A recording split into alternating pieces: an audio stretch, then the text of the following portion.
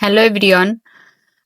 আজ যে অঙ্কটি করব সেই অঙ্কটি 8ই মে থার্ড শিফটের অঙ্ক। তোমরা যদি এই অঙ্কটি দেখে যাও, তোমাদের পরবর্তী যে কোনো শিফটে এই অঙ্কটি এলে তোমরা খুবই তাড়াতাড়ি করতে পারবে। আর এটা 8ই মে থার্ড শিফটে সেম অঙ্ক এসে, একদম সেম অঙ্ক, শুধু ডাটাটা হয়তো একটু চেঞ্জ করে দিতে পারে।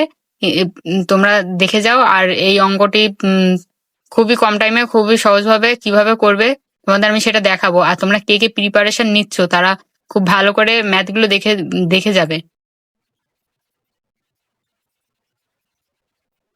তো চলো ম্যাথটি করা যাক। ম্যাথটি কি বলছে দেখো, রাহুল তার আয়ের 70% ব্যয় করে। তার আয় 15% বৃদ্ধি পেয়েছে এবং তার ব্যয় 7.5% বৃদ্ধি পেয়েছে। তার সঞ্চয়ের শতকরা হার কত বৃদ্ধি পেয়েছে?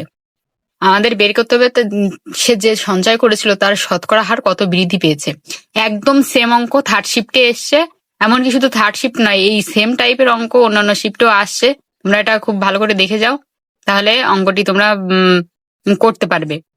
তো এটা কি করতে হবে, এই অঙ্কগুলো আগে কি বলেছে দেখো, রাহুল তার আয়ের 70% ব্যয় করে বলছে। তাহলে আয়, ব্যয় আর সঞ্চয় তিনটে কথা রয়েছে। তাহলে আমাদের আগে কি করতে হবে, এটা আমরা লিখে নেব। তাহলে আয়, ব্যয় আর কি, সঞ্চয়। আয় ব্যয় সঞ্চয় লিখলাম। এবার কি কি করতে হবে, রাহুল তার আয়ের 70% ব্যয় করে। তার 70% সে কি করছে, ব্যয় করছে, তাই তো? আমরা ধরে নি কি আয় করে সে 100%, তার 70% সে কি করে, সে ব্যয় করে। তাহলে তার বাকি থাকে কত? তাহলে আয়ের থেকে ব্যয় বাদ দিলে থাকবে তার হচ্ছে সঞ্চয়। তাহলে 100 থেকে 70 বাদ দিলে কত থাকবে? 30। তাহলে 30টা হচ্ছে তার কি, সঞ্চয়। এবার তারপরে কি বলছে দেখো, তার আয় 15% বৃদ্ধি পেয়েছে। তার আয় কত পার্সেন্ট বৃদ্ধি পেয়েছে? 15%। তাহলে তার আয় আগে কত ছিল? 100। এখন কত বৃদ্ধি পেয়েছে? 15%। 115/100। তাহলে আমরা এখান থেকে কি পাবো, 100 কেটে গেলে তার আয় বৃদ্ধি পেয়েছে কত? 115%, তাই তো? এবার বলছে দেখো, তা এবং তার ব্যয় 7.5% বৃদ্ধি পেয়েছে। তার ব্যয় কত বৃদ্ধি পেয়েছে? 7.5%। তাহলে আগে তার ব্যয় ছিল কত? 70। তাহলে 70 লিখলাম, ইন্টু তার 7.5% বৃদ্ধি পেয়েছে মানে কি, এখানে একটা জিনিস মনে রাখবে। এখানে তোমার এটা এখানে দেখাচ্ছি আমি। এখানে তার আয় আগে কত ছিল? 100। এবং আয় আগে ছিল 100 এবং ব্যয় 7.5% বৃদ্ধি পেয়েছে। 7.5% বৃদ্ধি পেয়েছে মানে কি, তার যে আয় ছিল সেটার উপর তারপর আবার ব্যয় বৃদ্ধি পেয়েছে। তাহলে সেটার সঙ্গে 7.5% যোগ হয়ে যায়, মানে দুটোই পার্সেন্ট। তাহলে কি আসে এখানে? এখানে আসে 107.5%। তাহলে তার ব্যয় কত হবে? 107.5 বাই কি 100%। আর এই পয়েন্টের জন্য উঠে এখানে শূন্য চলে এলো। এবার এখানে কাটাকাটি করলে দেখো কত আসবে।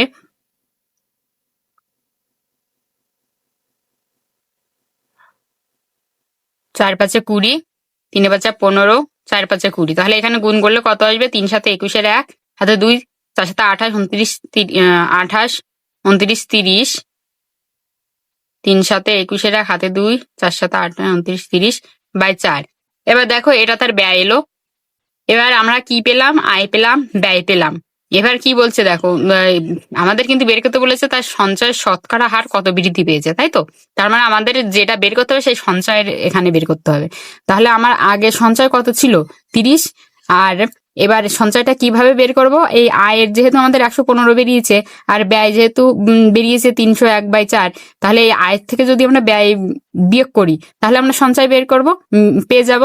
তাহলে আমরা কি করব, 115 মাইনাস 301/4, এখান থেকে কি করতে হয়, লসাগু করে 4×5 20, 20 শূন্য হাতে 2, 4 5 6, 4 একে 4, এটার থেকে 301 বিয়োগ করলে কত থাকে?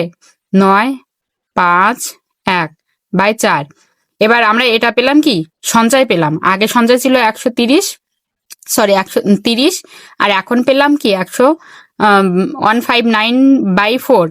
তাহলে আমরা এখানে কিভাবে বের করব যে সঞ্চয় কত, শতকরা কত বৃদ্ধি পেয়েছে, সঞ্চয়টা কিভাবে বের করব? তাহলে কি করতে হবে, এখন যে সঞ্চয়টা বেরোলো এই সঞ্চয় থেকে আমরা আগের সঞ্চয় বিয়োগ করলে তাহলে তার সঞ্চয় কত বৃদ্ধি ঘটেছে সেটা বের করতে পারবো। তাহলে কি করবো, 159/4 মাইনাস কি 30। এবার এখান থেকে লসাগু করলে কি পাবো 4, আর এখান থেকে কি পাবো 159 মাইনাস 3-4-12 মানে 120। এখান থেকে বিয়োগ করলে কত আসবে, আসবে 9 আর 3 মানে 39/4। এবার আমরা কি পেলাম, এটা পেলাম। তার মানে এই এই যে সংখ্যাটা এটা তার শতকরা বৃদ্ধি হয়েছে সঞ্চয়। এবার কততে বৃদ্ধি হয়েছে আমরা জানি কি, আগে আগে ছিল 30, আগে ছিল 30 সঞ্চয়, 30-এ তাহলে কি লিখবো, 30-এ বৃদ্ধি হয়েছে 39/4, একে বৃদ্ধি পেয়েছে কত 30, আর 100-তে কত বৃদ্ধি পেয়েছে, এখানে কি লিখবো 100, শূন্যই শূন্য কেটে দাও, এখানে কাটাকাটি করতে হবে, 3 আগে 3 আর 3 তিরিকে 9। তাহলে এখান থেকে কি আসবে, আর এখানে আসবে কত, 2 2 4, 5 2 10। তাহলে এখানে কত এলো, উপরে এলো 3-5 5, হাতে 1 5 5 4 6, নিচে 2। তাহলে এটা ভাগ করলে কত আসবে, 3 2 6, 2 2 4, 5 2 10। এটা মানে 32.5। তাহলে আমরা কি বলতে পারি, তার সঞ্চয়, এখানে কি বলেছে, তার সঞ্চয় শতকরা হার কত বৃদ্ধি পেয়েছে। তাহলে তার সঞ্চয় শতকরা হার বৃদ্ধি পেয়েছে কত, 32.5%। তাহলে এটাই হচ্ছে আমাদের ফাইনাল অ্যান্সার। যদি অঙ্কটি ভালো লাগে তো লাইক, শেয়ার এবং কমেন্ট করতে